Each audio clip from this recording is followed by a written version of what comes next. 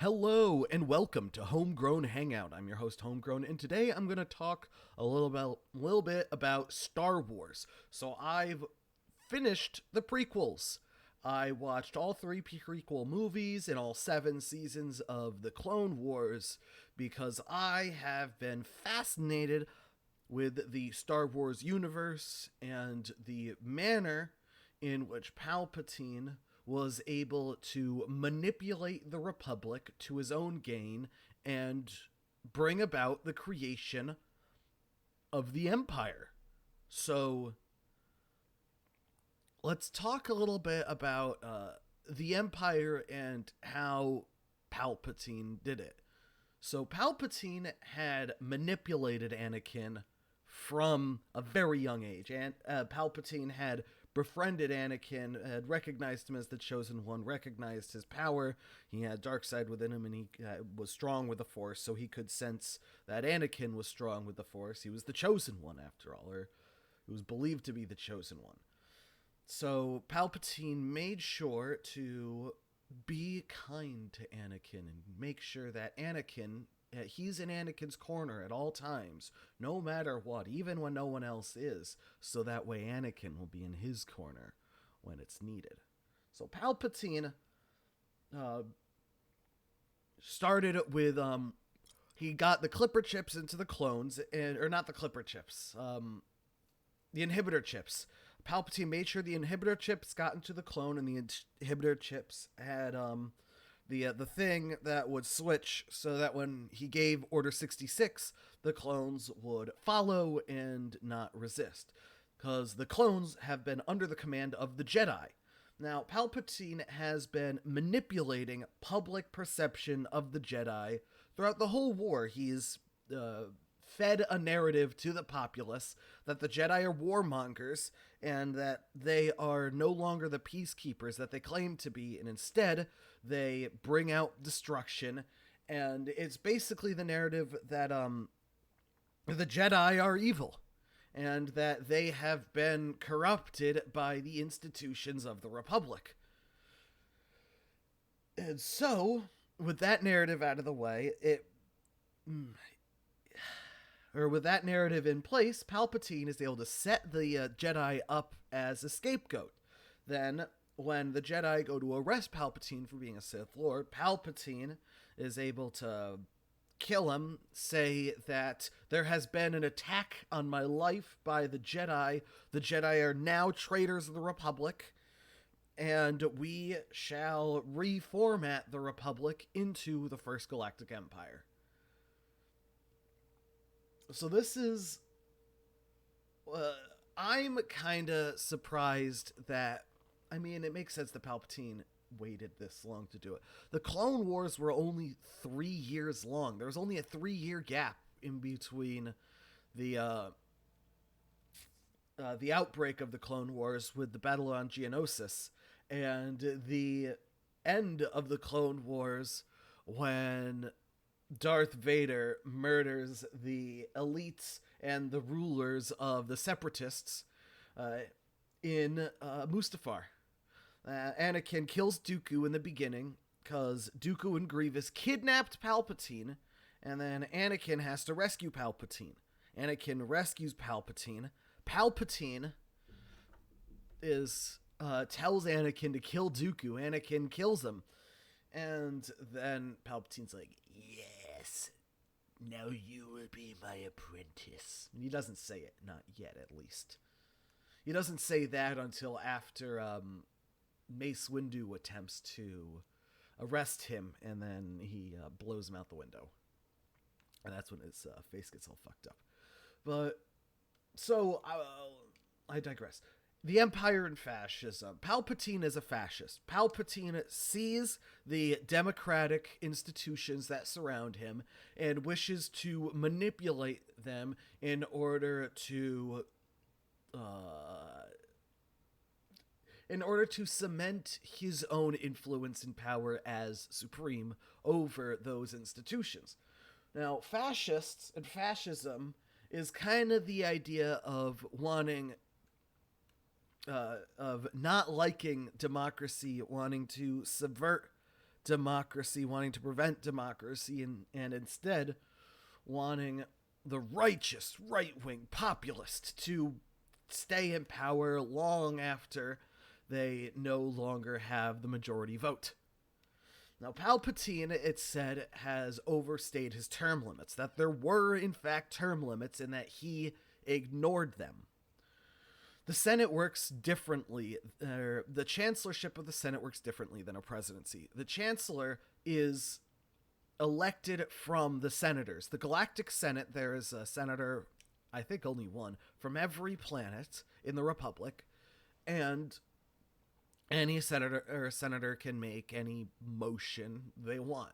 And one of those motions is a vote of no confidence in the chancellor, in which case, if everyone approves, then there is a new election for chancellor. They nominate new people to be chancellor, and then they vote.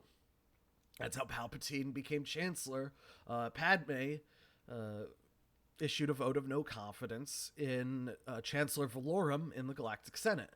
Now, no one has done this since. No one is voting no confidence on Palpatine. Palpatine is just allowed to stay in power. So as he does that, he kind of just consolidates power. He starts a war in order to grant himself emergency powers so he can thus have even more power, do whatever he wants, and in the end he is able to manipulate Anakin Skywalker into becoming Darth Vader and bring about a new order on what he terms peace, security, and safety. Not freedom, but peace. That's what fascists do. They say, oh, all this craziness going on, this sure is terrible. Meanwhile, they've orchestrated a lot of that craziness. They made it that crazy, but they see the craziness and say, isn't all this craziness terrible? Just give me the power. I'll put it all down, and we will have peace. It'll all be quiet. Everything will be okay again. It won't be very free, but it will be safe. It'll be secure. It'll be peaceful. And a lot of people see they're able to tap into people's fear and convince them that trading safety and security for freedom is a necessary trade-off. Now, the Galactic Republic is not a democracy. Very much so, it is, in fact, a republic. The senators, it appears, are not elected. They are appointed by whoever the leader of the planet is. So, I believe it was the Queen Amidala, Padme, appointed Padme's successor, the queen that came after her, appointed her, Padme, to be the senator of Naboo. The Naboo people did not elect Padme. She was appointed for that position because the Galactic Republic is not a democracy. It's a republic. It is not a democratic republic. It is just a republic. And the draw of the Republic is, yes, you and your planet, you can join the Republic. Send a senator and have a say in the Republic. And I don't really care who you are. You say that you are in charge of this planet, and we believe you. Well, the Queen of Naboo is an elected position. So the people did elect Padme to be queen previous to her being appointed senator. She wasn't voted as senator. The other senators we see, Bail Organa, Mon Mothma, there's no discussion of whether or not they were elected to their position. They were appointed. And so with a foundation of a republic that is not in democracy, but it appears to be in liberty and freedom. It appears to be based around Enlightenment ideas. And it's been 1,000 years since those ideas have been cemented. And in that 1,000 years, it appears as though the Republic has descended into a bit of a disarray. A lot of that disarray was created by Palpatine Cookie. All right, I'm rambling. I'm going in circles. I think I got the basic point that I wanted to make across about the Empire. My thoughts, we should have killed Palpatine. Palpatine should not have been allowed to gain his position. But the Republic is false. The Republic doesn't act in the will of the people. It acts in the will of the ruling class of the various different planets. It is a bourgeoisie democracy. Or it is a bourgeoisie republic. It's not even a democracy. And so, just dissolve the Republic. Let each people on each planet rule themselves. True freedom. True egalitarianism.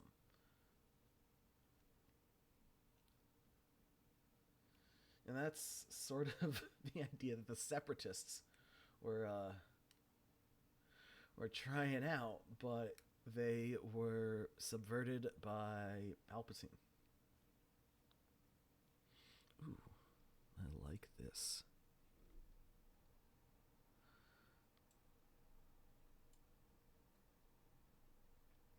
It's the Revenge of the Sith poster, but instead of the actors, it's the animated versions from the Clone Wars. I will contend, or I will very much make the claim that the Clone Wars is superior to the prequel movies. That the TV show The Clone Wars, it's got better writing, it's better acted, and after watching this movie, after watching The Clone Wars, I was like, it's neat. They got real people that looks almost the same as the animated characters. But, like, there's such rich arcs, and, like, there's so much storytelling that, like, towards the end, and there's no more self-contained episodes. Each episode is, I'm pretty sure, like, 3 episode arcs, and at 22 minutes or 20 minutes a pop.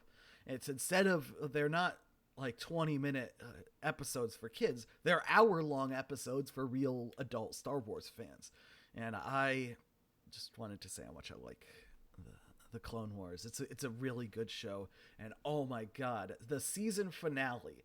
So the season finale of the Clone Wars is a 4-part episode, and it's the timeline is synced alongside Revenge of the Sith. So you hear about Anakin killing Grievous. Order 66 is happens in the not even the last episode. Order 66 happens in the second to last part of the finale.